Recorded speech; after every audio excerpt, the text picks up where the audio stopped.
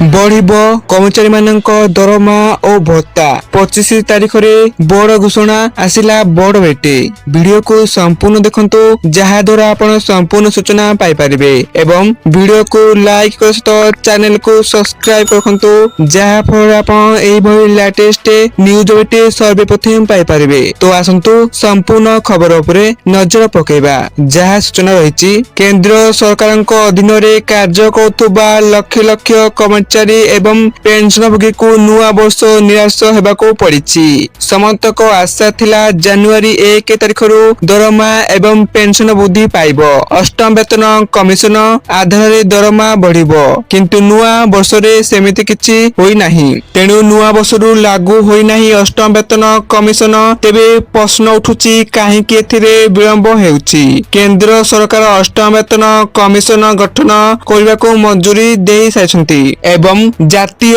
गणमाध्यम एक रिपोर्ट अनुसार अष्टम वेतन कमिशनर कार्यालय खोला सरिछि। तेबे आसंता फेब्रुआरी 25 रे केंद्रीय कर्मचारी एवं पेंशनभोगी संघ माने दिल्ली रे भेटिबार कार्यक्रम रहिछि। दरमा रिलीजन सह अन्य दाबी गुड़िक आलोचना पर वेतन कमिशन को दाबी पत्र प्रदान कराजिबो नै सूचना मिलिछि। तेणु सरकारी सूचना अनुसार अवसर प्राप्त न्यायमूर्ति रंजना देसाई को अष्टम वेतन आयोगर अध्यक्ष भावे नियुक्ति दिया जाय अछि। बेले से तांको कार्य आरंभ करि छथि। तांको सहित प्रोफेसर पुलक घोष सदस्य भावे एवं पंकज जैन को सदस्य सचिव भावे रखा जाय अछि। 18 मास भितरे सरकार को चूड़ाন্ত रिपोर्ट देबो एही कमिटी। तेणु अष्टम वेतन कमिशन लागू हेले केंद्रर समस्त कर्मचारी को एहार लाभ मिलिबो। जेपरिकी उद्योग क्षेत्र थिबा केंद्रीय कर्मचारी, भारतीय सेना रे थिबा कर्मचारी, सशस्त्र बल केंद्र शासित अंचल रे कार्य करथुबा कर्मचारी को एहार फायदा मिलिबो। तेबे प्रश्न उठुछि 2026 जनवरी रु कर्मचारी एवं पेंशनभोगी को मिलिबो कि एरियर जानतु। अष्टम वेतन कमिशन कार्य आरंभ करिसथि बेले मे 2027 सुधा रिपोर्ट दाखल करिया नै सूचना रहिछि। आउ एहा परे केंद्रीय कर्मचारी दरमा एवं पेंशनभोगी भत्ता वृद्धि पाइब। गत वर्ष केंद्र सरकार महंगा भत्ता बा डीए 3% वृद्धि करथिले केंद्र सरकार।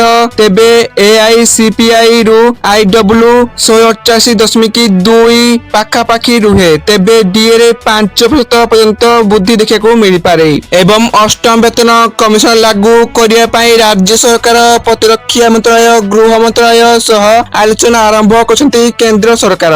देश रे खूब शीघ्र यह लागू हेबाको जाउछि। अष्टम वेतन कमिशन लागू हेले 50 लाख केंद्रीय कर्मचारी एवं 65 लाख पेंशन उपकृत हेबे। दरमा बढ़िबा सहित पेंशन राशि मध्य वृद्धि पाइबो, जहाको कि अपेक्षा करि रहिसंति लक्ष लक्ष कर्मचारी। एवं जदि फिटमेट फैक्टर 2.86 को वृद्धि पाए तेबे जाए कर्मचारी दरमा जहाकि अति कम रे 18,000 टंका थिला ताहा 51,480 टंका हेबो। सेही भली पेंशन टंका अति कम 9,000 टंका को बढ़ी 25,740 टंका हेबो। तो यह सूचना। आपण माने वीडियो को संपूर्ण देखिथिरु आपण मानकु धन्यवाद।